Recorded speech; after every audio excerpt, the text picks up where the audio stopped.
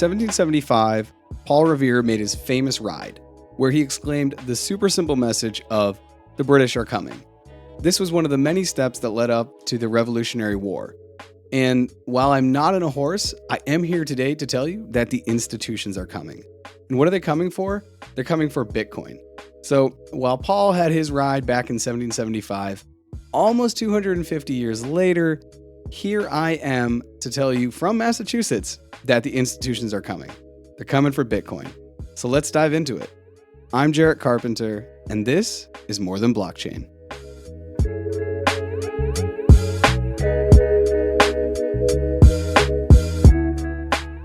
Okay, let's dive in. On this episode, it's all going to hinge around a 50-second clip of Larry Fink, who is CEO of BlackRock.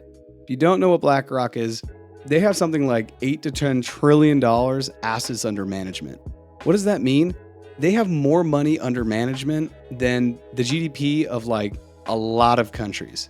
So it's really, really important when the CEO comes out and he says positive things about Bitcoin.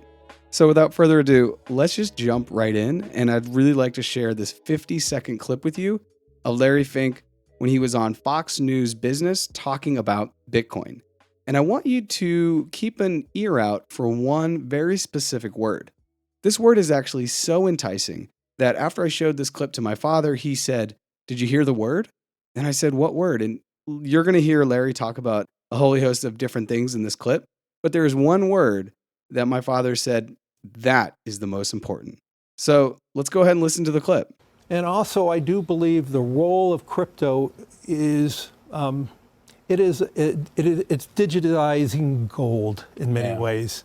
Instead of investing in gold as a hedge against inflation, a hedge against the onerous problems of any one country, or the devaluation of your currency, whatever country you're in. Let's be clear, Bitcoin is an international asset. It's not based on any one currency. And so it can represent an asset that people can play as an alternative. I would call the foundation of BlackRock is about hope. You invest for retirement because you believe tomorrow is better than today. Okay, there you go. Did you hear it? Did you hear the word? The word simply is asset. This is the word that my father called out as being really, really important and key to this clip, and key to the context of where Bitcoin is today and where it's likely to go. And there was something else that was hidden in there that people in the crypto and the Bitcoin community have really picked up on.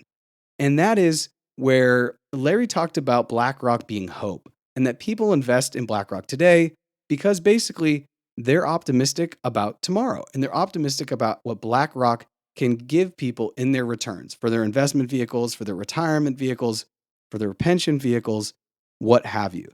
And Larry talking about BlackRock as hope is really, really resonant to what Michael Saylor has been saying for years now about Bitcoin being hope. So to make that connection, I'm going to go ahead and play a clip of Michael Saylor talking about Bitcoin as hope. I mean, Bitcoin is hope. We could put a period on it, but I think Bitcoin is transformative, and the idea, right?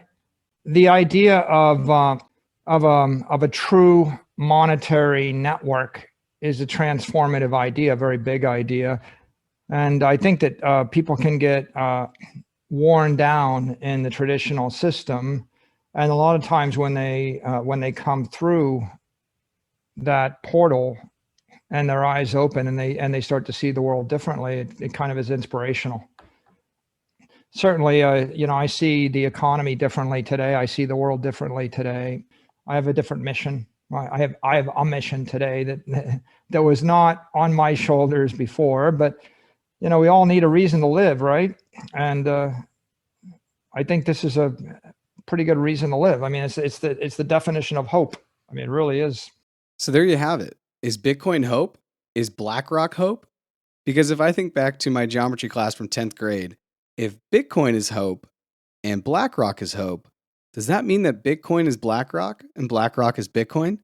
Now, that may be a stretch, but here's where I also want to call out and ask the question, is this a good thing for Bitcoin that the institutions are coming? If you're into Bitcoin and you're investing and you're active in crypto, It's a good thing from a financial standpoint, as we likely will see markets react positively to a Bitcoin spot ETF being approved. But before we get too crazy, I want to go ahead and read from Satoshi's white paper, because I think it's really important that we keep in mind how institutions play a role in crypto. Because if you read Satoshi's white paper, and I'm going to leave a link to this in the episode show notes, there are 3 mentions of institution throughout the white paper, and they're actually all 3 on the first page.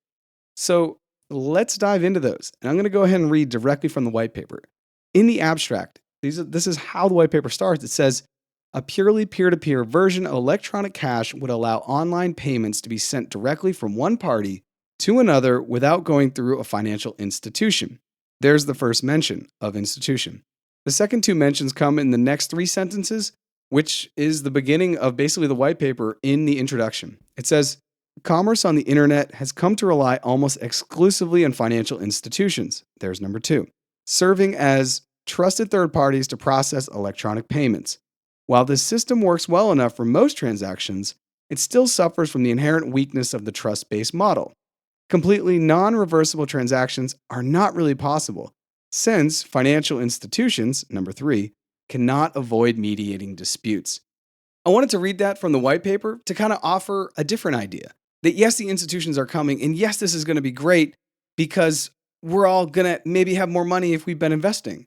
But I wanted to ask, is that a good thing if it's going away from the base ethos, which was brought to us by Satoshi's white paper, which really honestly started cryptocurrency in its form today?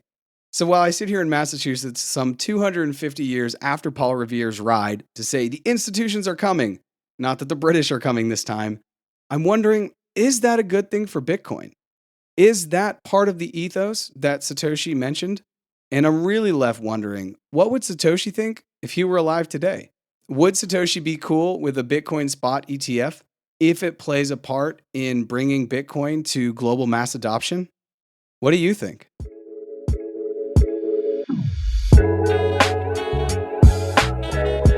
Thanks for checking out this episode of More Than Blockchain, and check out this episode's show notes. I'm going to leave links to those 2 clips, which I think show a little bit more extended versions, and I'm going to leave the link to Satoshi's white paper. In case you're interested in reading, you'll see the mention of institution 3 times on the first page. As always, go ahead and follow us on social media at More Than Blockchain, and if you don't follow us already on YouTube, please go ahead and do that. No matter where you listen to the pod, go ahead and subscribe, and if you enjoyed this episode, please share it with a friend. The institutions are coming, and I think it's something that everyone should at least learn about. If you decide to invest in Bitcoin, that's your decision. That's why they call it personal finance. Thanks again for checking out More Than Blockchain, and I'll see you next time.